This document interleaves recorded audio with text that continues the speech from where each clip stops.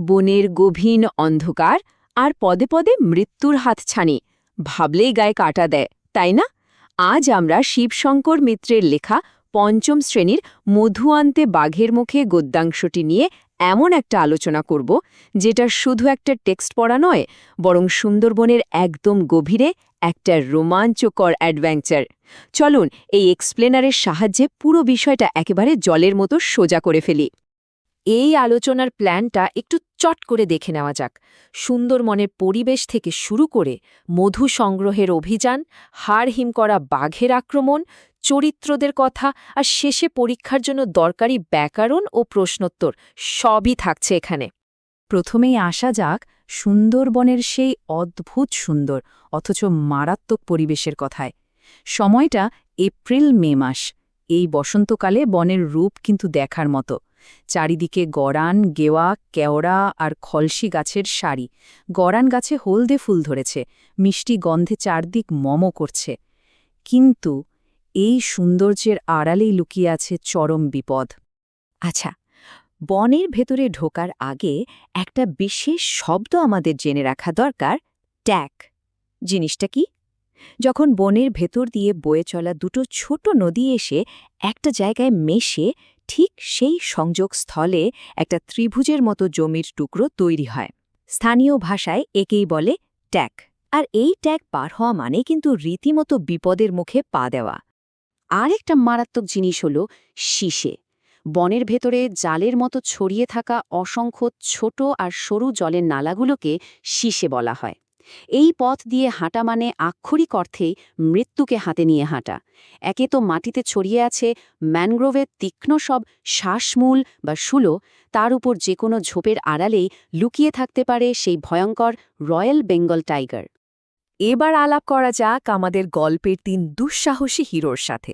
স্থানীয় ভাষায় যারা মধু সংগ্রহ করেন তাদের বলে মৌলি। মধু কাটার এই চরম ঝুঁকিপূর্ণ মিশনে সাধারণত ৩ জন করে যান। আমাদের এই হাই রিস্ক অভিযানে আছেন ধনাই, আরজান এবং কফি। দলনেতা ধনাইয়ের প্রস্তুতিটা একবার ভাবুন। একদম সামনে পথ দেখিয়ে নিয়ে যাচ্ছেন তিনি, বাঁ হাতে কাস্তে আর চট, মাথায় সেই বিখ্যাত মধুর কলস, আর ডান হাতে একটা বেশ মোটা লাঠি। বনের ওই তীক্ষ্ণ শুলো বা শ্বাসমূলগুলো ডিঙিয়ে চলতে গিয়ে হোঁচট সামলাতে এই লাঠিটাই কিন্তু একমাত্র ভরসা। তো মধুটা ঠিক কিভাবে সংগ্রহ করা হয়? কাজটা কিন্তু বেশ নিখুঁতভাবে ৩ জনের মধ্যে ভাগ করা থাকে।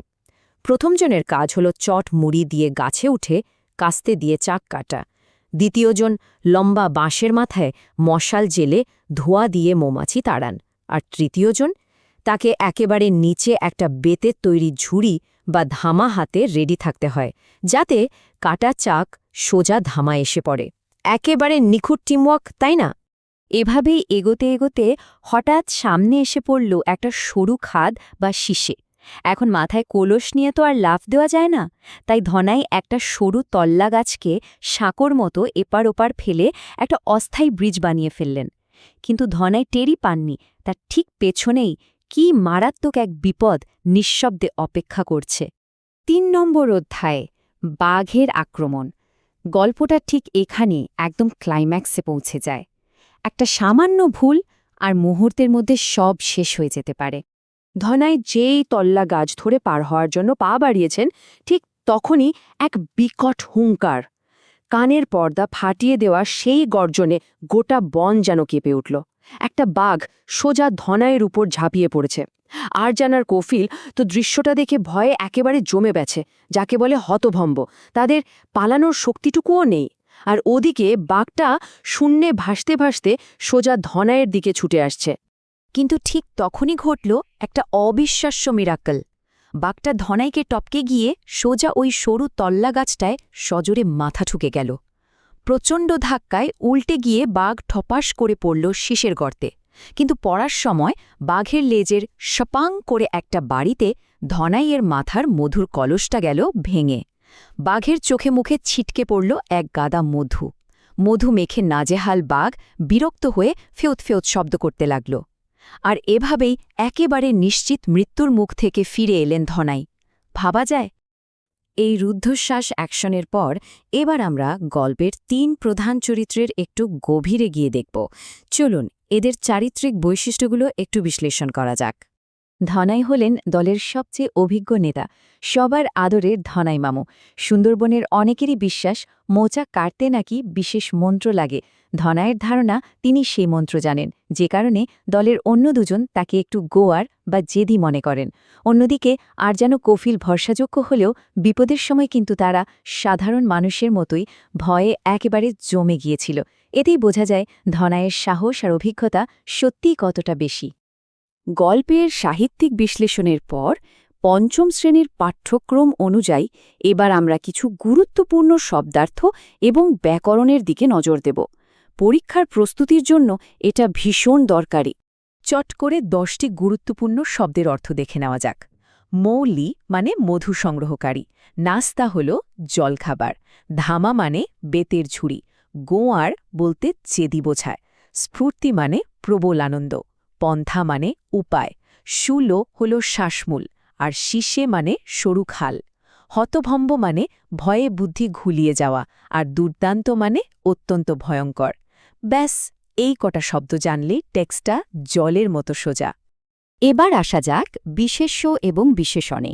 নামবাচক শব্দ বা বিশেষ্যগুলো হল ধনাই, সুন্দরবন, মধু, কলস, সকাল এবং মাটি। আর অবস্থা বা গুণ বোঝায় এমন বিশেষণ শব্দ হল গভীর, সরু, ছোট, তীক্ষ্ণ, দুর্দান্ত এবং বিশ্বাস। এভাবে ছক করে পড়লে মাথায় রাখাটা একদম সহজ হয়ে যায়। ব্যাকরণের আরেকটি গুরুত্বপূর্ণ অংশ হল বিপরীত শব্দ। কাঁচার বিপরীত পাকা, ভর্তি থেকে খালি, দীর্ঘ থেকে হ্রস্ব, তীক্ষ্ণ থেকে ভোঁতা, আর বিশ্বাসের বিপরীত অবিশ্বাস। চোখের সামনে এভাবে ছক করে সাজানো থাকলে খুব সহজেই শব্দগুলো মনে থেকে যাবে। আলোচনার একদম শেষ ধাপে চলে এসেছি আমরা। এবার পুরো গল্প থেকে বাছাই করার সবথেকে গুরুত্বপূর্ণ কিছু ছোট প্রশ্নোত্তর বা এসএকিউ নিয়ে আলোচনা করা যাক। সুন্দরবন নিয়ে প্রশ্ন এলে সবার আগে মনে রাখতে হবে মৌলিরা মধু সংগ্রহে যান এপ্রিল-মে মাসে। সুন্দরবনের প্রধান ঐতিহ্য কি? অবশ্যই রয়্যাল বেঙ্গল টাইগার। আর একটা ভীষণ গুরুত্বপূর্ণ পয়েন্ট হল ১৯৯৭ সালে ৬ ডিসেম্বর ইউনেস্কো সুন্দরবনকে ওয়ার্ল্ড হেরিটেজ স্বীকৃতি দেয়। এছাড়া বসন্তকালে গরান গাছের হলদে ফুল যে বনের রূপ পাল্টে দেয়, সেটাও কিন্তু মাথায় রাখতে হবে। গল্পের কাহিনী থেকে মনে রাখতে হবে ওই মৌমাছির মন্ত্রে বিশ্বাসের কথা, তারপর আরজানের কাদা পাকিয়ে মৌচাকে ছুঁড়ে মারা, আর সবচেয়ে রোমাঞ্চকর বিষয়টা হল ধনাইকে বাঁচিয়েছিল ওই সরু তল্লা গাছটা, যেটায় ধাক্কা খেয়ে বাঘ সোজা গর্তে পড়ে যায়। এই পয়েন্টগুলো মনে রাখলেই পুরো গল্প আপনার নখদর্পণে। সব শেষে একটা কথা ভেবে দেখুন তো, প্রতিদিন শুধু দুমুঠো খাবারের আশায় এই মৌলিরা স্বেচ্ছায় একটা রয়্যাল বেঙ্গল টাইগারের সামনে গিয়ে দাঁড়ান। এটা কি শুধু একটা পেশা, নাকি প্রকৃতির সাথে মানুষের বেঁচে থাকার এক অকল্পনীয় হার না মানা লড়াই? সুন্দরবনের এই অসীম সাহসী মানুষদের প্রতি সত্যি মাথা নত হয়ে আসে, তাই না? আজ এই পর্যন্তই। আশা করি এই এক্সপ্লেনারটি আপনাদের পড়াশোনায় দারুণ সাহায্য করবে।